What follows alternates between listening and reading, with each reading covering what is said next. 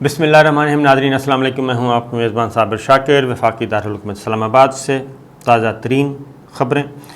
اور تازہ ترین خبریں ہیں جی کہ ہمارے پڑوسی ملک انڈیا میں کیا ہو رہا ہے اور دلی میں اس وقت کس پریشانی کے عالم ہے دلی، کیونکہ دلی میں مکمل طور پہ سناٹا ہے، خاموشی ہے اور وہ در بدر پھر رہے ہیں۔ ان کو سمجھ نہیں آ رہی کہ کیا کیا جائے، کیونکہ وہ کہتے ہیں کہ جس پہ بھی ہاتھ رکھا یا جس کا ہاتھ اپنے سر رکھوایا وہ فارغ ہو گیا۔ 5 اگست ایک تو کشمیر کا معاملہ، آپ ساری رپورٹس اٹھا کے دیکھ لیں جو انڈیا کے اندر کے حالات ہیں۔ انڈیا کی خارجہ پالیسی اس وقت وہ ایک کوزے میں بند ہوئی ہے اور وہاں سے نکلنے کی کوئی راستہ ان کو نظر نہیں آ رہا۔ اس وقت سب سے زیادہ، اگر میں کہوں کہ سب سے زیادہ پریشانی اور سب سے زیادہ جو سبکی ہے، نرم الفاظ استعمال کرتے ہیں، ذلت نہیں استعمال کرتے، جو سب سے زیادہ سبکی ہے وہ دلی سرکار کو ہوئی ہے۔ اور اب ان کو نئے نئے خوف آ رہے ہیں،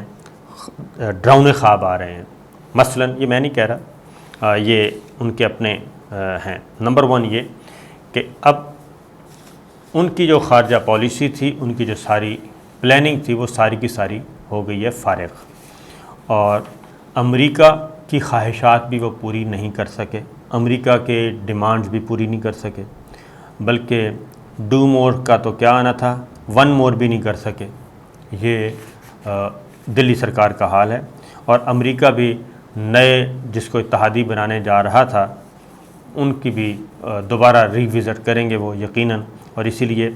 پریزیڈنٹ جو بائیڈن نے پاکستان کے خلاف ایک لفظ بھی نہیں کہا، اور ابھی تک پاکستان کے خلاف کہیں سے کوئی آواز نہیں اٹھی، خاص طور پہ جو واشنگٹن سے، وائٹ ہاؤس سے، اسٹیٹ ڈپارٹمنٹ سے، پینٹاگون سے، کہیں سے بھی کوئی آواز نہیں آ رہی۔ انڈیا کو یہی مسائل ہے کہ نمبر 1 ان کا آپ میڈیا سن لیں اور پرنٹ میڈیا دیکھ لیں، الیکٹرانک میڈیا، وہاں پہ ایک بالکل کیا کہنا چاہیے، رونا دھونا ہو رہا ہے، باقاعدہ طور پہ صف ماتم ہے اور کیا جا رہا ہے۔ ایون اپنا جو انہوں نے سفارت خانہ ہے، وہ وہاں پہ انڈینز جو ہیں وہ بیچارے رل رہے ہیں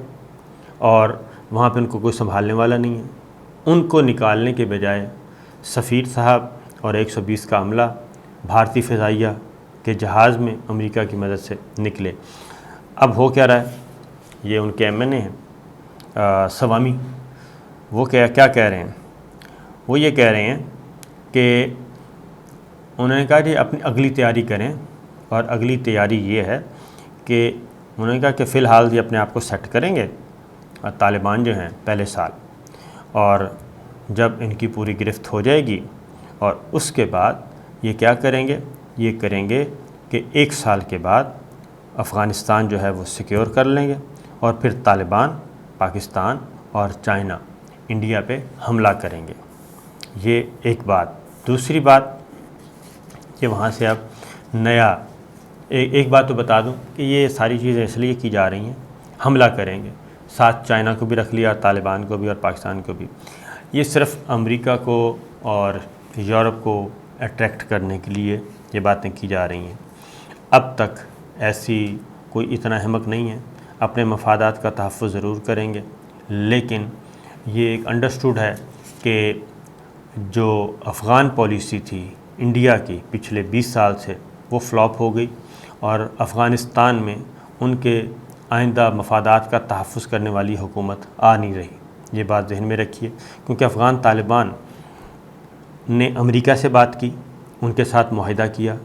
اور امریکہ جب معاہدہ کر رہا تھا تو انہوں نے دلی کو کچھ نہیں بتایا، ایون اپنے نیٹو اتحاد کو بھی نہیں بتایا، انہوں نے صرف اپنا مفاد دیکھا۔ اس کے بعد طالبان ماسکو کے ساتھ بات کر چکے، ایران کے ساتھ بات کر چکے، پاکستان کے ساتھ بات کر چکے، اور رشیا کے ساتھ بات کر چکے، اپنے ڈیلیگیشنز وہاں پہ جا چکے۔ صرف ایک ملک ہے پوری دنیا میں صرف ایک ملک ہے جن کے ساتھ افغان طالبان نے بات نہیں کی، اور وہ ہے انڈیا۔ اور انڈیا نے اس دوران برادر اسلامی ملکوں کے ذریعے بھی کوشش کی، اور ادروائز بھی کوشش کی، رشیا کے ذریعے بھی اب کوشش کرے گا، ماسکو کے بھی وہ وہاں پہ بھی سجدہ ریز ہوگا، یہ میں بتا دوں کہ ہمارے معاملات سیدھے کروائیں۔ تو واحد ملک ہے انڈیا جس کے ساتھ انہوں نے ملاقات تک نہیں کی، نہ صرف ان کے آفیشلز کے ساتھ نہیں کی، بلکہ انہوں نے کوشش کی کہ ایک میڈیا ٹیم یعنی کہ میڈیا نمائندگان صحافیوں کو بھیجا جائے، وہ بھی انکار کر دیا دوحہ میں، وہ بھی نہیں ملے۔ جے شنکر نے 2 وزٹ کیے، نہیں ملے، تو اس لیے ان کو مسائل کا سامنا ہے۔ اب ایک اور ہے، لیفٹیننٹ جنرل ہیں، ریٹائرڈ ہیں، HS پناگ، وہ کیا کہہ رہے ہیں؟ وہ کہہ رہے ہیں کہ بھائی طالبان نے 40 سالوں میں 2 سپر پاورز کو شکست دی ہے اور انڈیا کو دیوار کے ساتھ لگانے کا وقت آ چکا ہے، اور لہٰذا اس کے لیے ہمیں تیار رہنا چاہیے، اور یہ حقیقت ہے، یہ انڈیا میں ہو رہا ہے۔ اور وہاں کے اس کے بعد ایک اور بھی سن لیں کہ طالبان کا قبضہ ہے، اور بھارتی میڈیا جو ہے وہ اب پہلے تو ان کا یوم آزادی خراب ہوا 15 اگست، اور لیکن دوسری جانب اب یہ کہا جا رہا ہے کہ بھارتی میڈیا اب یہ کہہ رہا ہے کہ نئی دہلی تنہا ہو گیا ہے۔ ٹھیک ہے جی، نئی دہلی تنہا ہو گیا ہے اور ہمیں کوئی پوچھ نہیں رہا، اور افغانستان میں اربوں ڈالر خرچ کیے مگر بھارت کو کوئی پوچھ ہی نہیں رہا۔ افغانستان میں ڈیم بنایا، انفراسٹرکچر بنایا، لوگوں کو بڑھایا، لیکن سب بیکار ہو گیا، اور اس وقت ہم بالکل فارغ ہیں۔ اس کے بعد انہوں نے کہا کہ افغان فورسز میں کرپشن کا الزام لگایا تو کہیں امریکی اہلکاروں پر مال بنانے کا الزام بھی عائد کیا گیا۔ پھر یہ ہے کہ بھارت کو چاہیے کہ وہ دور بیٹھ کر میچ دیکھے اور موقع کا انتظار کرے۔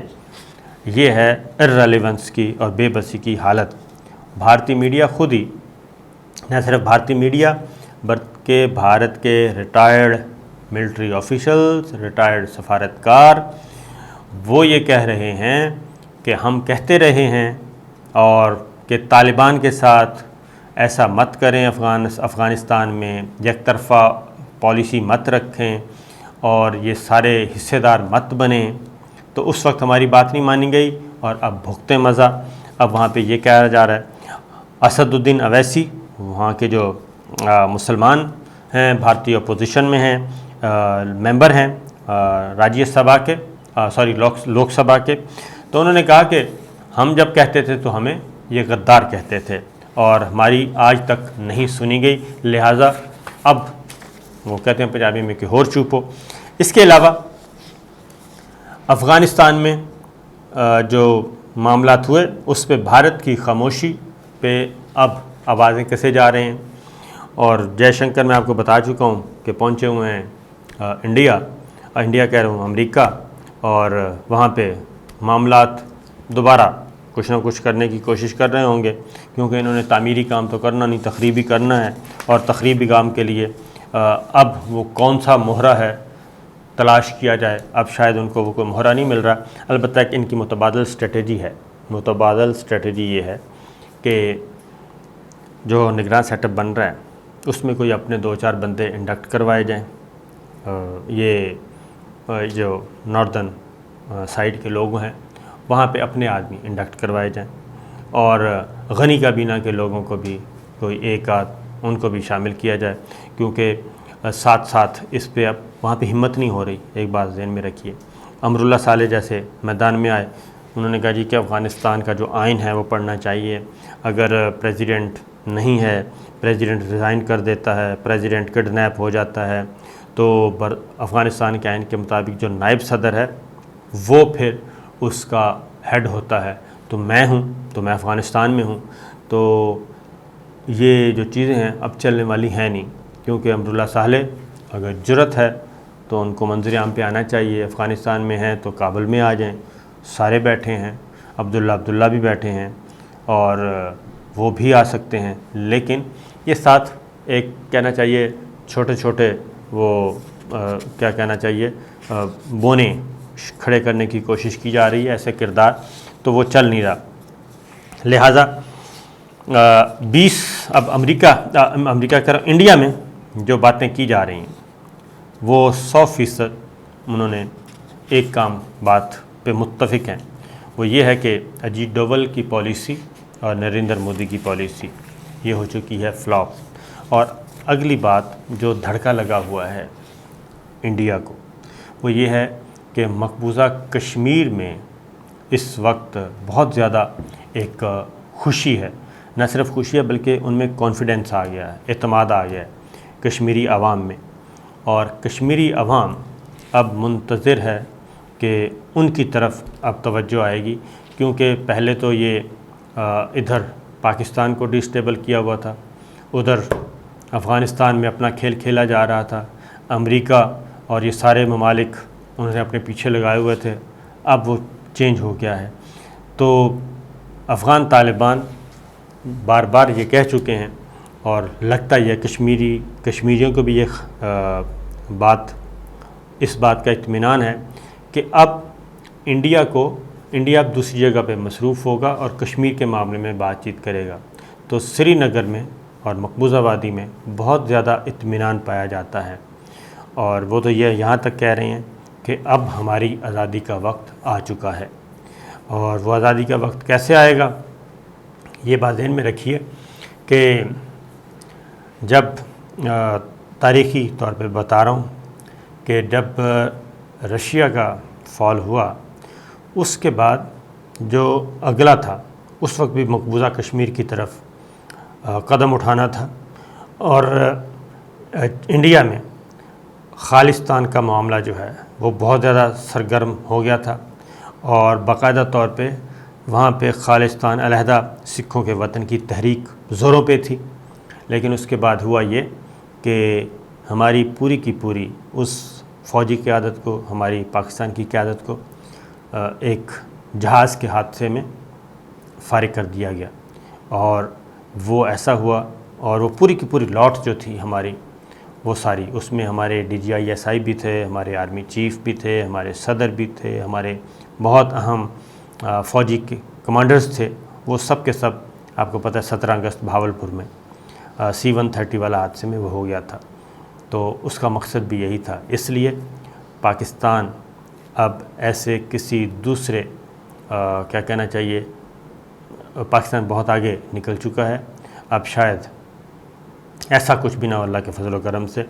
اور اسی لیے مقبوضہ کشمیر میں بھی، اور اگر آنے والے دنوں میں آپ دیکھیں گے کہ سکھ جو ہیں خالصتان کی تحریک یہ بھی زور پکڑے گی اور اس میں بھی تیزی آئے گی۔ اس کی وجہ یہ ہے کہ وہ بھی اب مدد مانگیں گے، اور انڈیا کیا کرے گا اور کس مصیبت میں پھنسے گا یہ اس کے لیے انتظار کریں۔ اجازت دیجیے، اللہ حافظ۔